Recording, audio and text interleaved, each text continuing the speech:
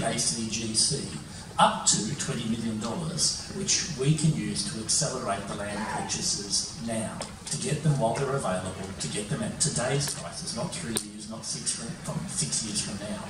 And in fact, as I said a moment ago, the fact that the Sydney housing market, the Sydney property market generally, is in a correction, code for going south quickly, actually means that we've got a really beautiful window of opportunity in the next couple of years, if we've got the cash available, to be able to snap up properties while the heat is out of the market. The ACGC is actively looking at 7 locations for new church sites, which are listed on the next slide that's going to be coming up. Box Hill, Menangle, Glenfield,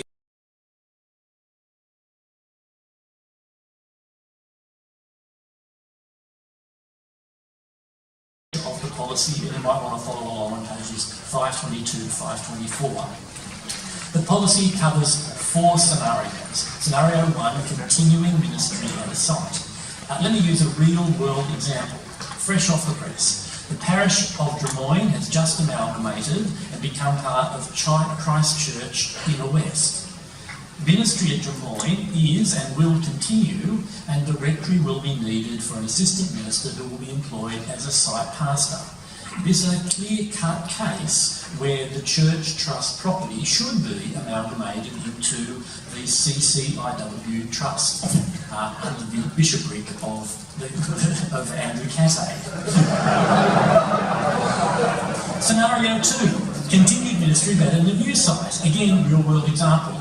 The parish of Dundas Talopia is an example where the parish used to consist of St Andrews Dundas and St Stephen's Talopia. Both sites were unsuitable for the growing ministry in the parish, and so the decision was made to sell both properties and to build a new worship centre in South Street, Bridlemere, also in the centre of the diocese, as it turns out. In that case, 100% of the sale proceeds from those 2 inappropriate sites went towards the new ministry centre. Scenario 3. Uncertainty as to continuing ministry. Again, real-world example, St Matthew's, Ashbury. Sunday services at St Matthew's have ceased for this year. The intention is to revitalise ministry on the site within 3 years, which I personally, as regional bishop, am really keen to see, and I'm pushing hard for that to happen. Under the proposed policy, St Paul's Canterbury will get the benefit of the assets, that is, they can use the St Matthew's rectory to house staff, they can rent the church and do other kinds of income-generating things on the site, and they've got 3 years to show that they're actually going to use it for ministry. But if they're just using it as a cash cow forever and ever, we need to reconsider that decision. And so in the meantime, the church trust assets will be held on the books of the ACGC, which has the other added benefit is that we can use them as a security for loans for our $20 million purchase, because we need some actual assets to secure that. After 3 years, if the ministry at St Matt's is progressing towards viability, then we change the trust assets again, move it from ACGC back to the benefit of St Paul's Canterbury. The final scenario, scenario 4, only applies where Anglican ministry has ceased at the site and there is no successor ministry of the former congregation. As I said, very modest proposal. Old hands at Synod might remember a much more ambitious thing called the New Capital Project, which sought to identify surplus ministry assets. Now, I know this will come as a great shock to members of the Synod, but no parish volunteered that they had surplus assets. This policy is much more circumspect, because we're not asking parishes to work that out for themselves, we're really just stating it's self-evident. An Anglican church that has no Anglican ministry happening and no prospect of Anglican ministry happening in the future is surplus. That's what we're doing. Given the limited scope of the policy, you might think it's irrelevant, it's so small as to be an empty set. No, not at all. Right at this moment in the South Sydney region, there are 6 Anglican churches with no Anglican services occurring in them. I won't name them. In my first 2 years as bishop, 2 church buildings in the South Sydney region were sold because there had been no Anglican ministry there for years. It does happen. And incidentally, that's the reason why it's me here making the pitch on this particular asset, because if it was Peter Lee or Gary Coo, you would think it was the territorial ambitions of my colleagues. This is driven by the gospel generosity of the South Sydney region. Graham Howes, who is seconding this motion, is going to tell you the good news story in a couple of minutes, giving one example where we got this right in the past, where gospel generosity, voluntary gospel generosity of one parish led to thriving ministry elsewhere. But for every one example where we have got this right in the past, there would be 4 times, 5 times as many examples where the proceeds from sale benefited solely a neighbouring parish. In the South Sydney region alone, I can think of 10. St Silas's Waterloo, St Peter's East Sydney, St Mark's Alexandria, St Paul's Brentford, St Peter's Burwood East, St Bartholomew's Piermont, St Nicholas Croydon Park, St Barnabas, Mill Hill, Wentworth Memorial Vaucluse and St Columba's Homebush. Now, I'm not saying that any of those or all of those were bad things. In many cases it led to ministry revitalisation in that location. But the point of the policy is to ensure that the Standing Committee and the ACGC gives consideration to the property needs elsewhere rather than the current default, which is that the next door parish gets a windfall gain. Yes, I'm sure every parish could put extra funding to good use, but is it always the best use in our asset-stretched area, in other asset-stretched areas of parts of Sydney? Perhaps you are worried that the policy will mean that we will flog off property when we should have held on to it. I have to confess I am very conservative when it comes to selling property. I'm very loath to do so for fear of losing a foothold. But hopefully the experience of Synod in the Greenfields has opened our eyes to the opportunity cost of not doing this sometimes. Yes, we could hold on to something that looks worthless now in the hope that it might be useful to us in 50 years' time, but at what cost to what we did not do in South West or North West Sydney for that 50 years. Let me also reassure you the ACGC has a mandate to calculate the strategic value of retaining property. I refer you to page 546 in the papers at your leisure, you can see, to make sure that they are alive to this as well. They're not going to flog off stuff willy-nilly. But every now and again, if we do, we need to think about where this should be well spent, and that's the purpose of the policy reform. So I commend to the Synod's endorsement the Standing Committee policy on holding surplus assets and trusts for the purpose of the wider diocese. About that anymore.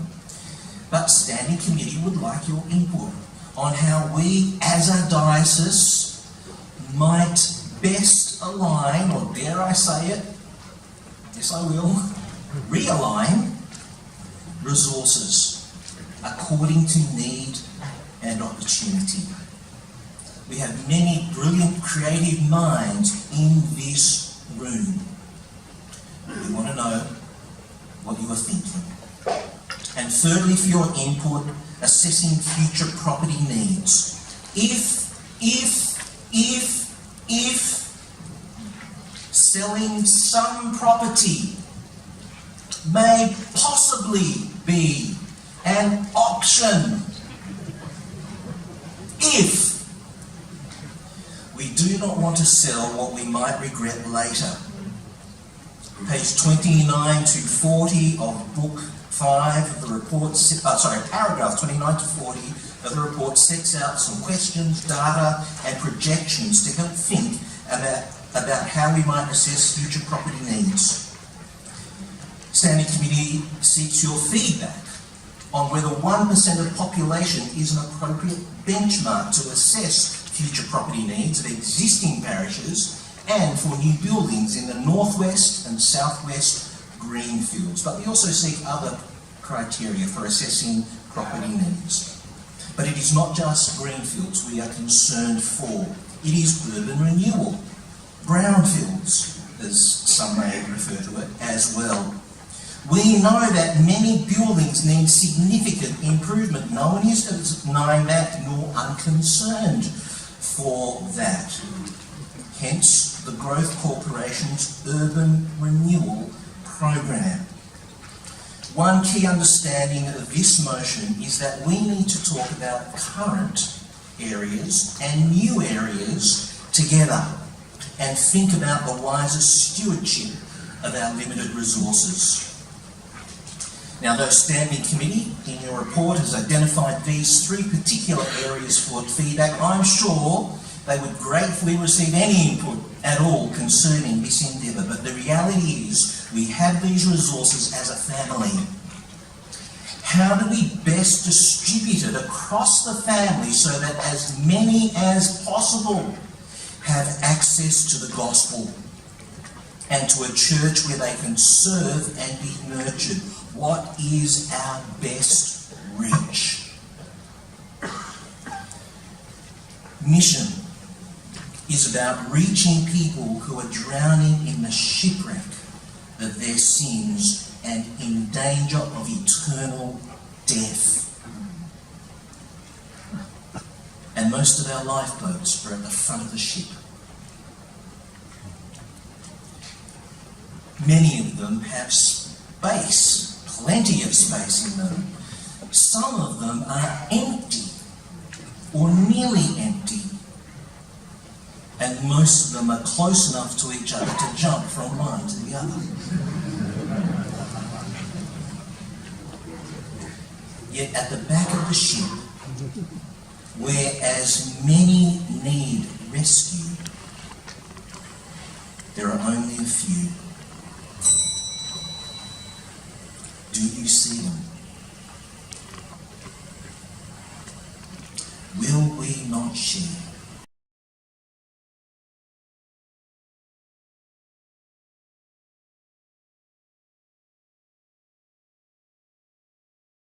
Ross Whelan, St Paul's, Bankstown, and principal at Thomas Hassel Anglican College, with a fair connection to Oran Park Anglican College,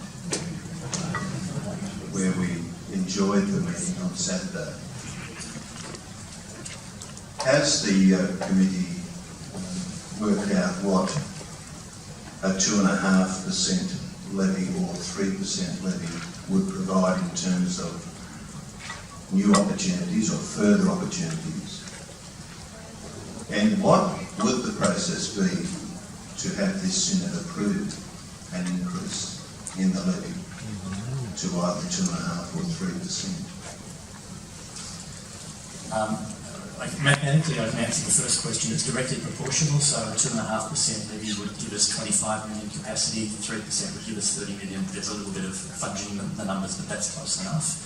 As to the process of doing that, it would take, when we go into committee, if we go into committee, somebody moving an amendment to clause, is it 5?